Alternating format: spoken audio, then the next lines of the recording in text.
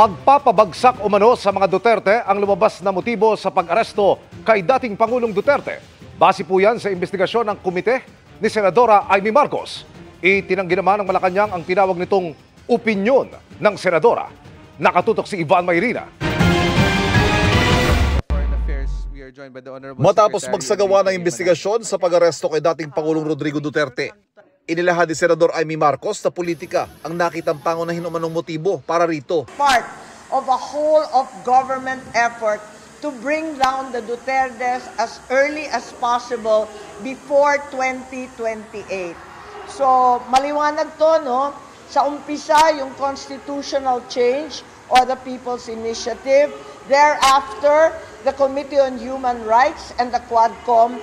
And thereafter, the ICC. Kaya irerekomenda ng kanyang Senate Committee on Foreign Affairs sa sampahan ng mga reklamong kriminal at administratibo sina PNP Chief Romel Marbil, CIDG Chief Nicolas Torre at Ambassador Marcos Lacanilao. Pinaiimbestigahan din anya ang mga Justice at Interior Local Government officials sa pagpayag sa pag-arestong wala naman anyang bisa. Sinusubukan pa naming kunan ng pahayag ang mga binanggit na opisyal. Pero hindi na nagulat ang Malacanang sa pahayag ng Presidential Sister. Bago pa naman po siguro nag-hearing ay makikita na po natin kung saan ba ang gawi ni Senator Amy Marcos. Pero karagdagan, of course, ang palasyo dinideny kung ano man ang kanyang opinion. Sinigundahan naman ni Vice President Sara Duterte ang anggulong politika ang nasa likod ng pagpapaaresto. Ang moabot na eleksyon, tungod kay nagkakusog o kusog kaayo ang oposisyon, o sa 2028 elections, sa mga dili gusto mo naog o gusto mo kapot sa ilahang power or gahom din sa ilang katungdanan. Kinukunan pa namin ng pahayag ng Malacanang kaugnay ng pahayag na ito.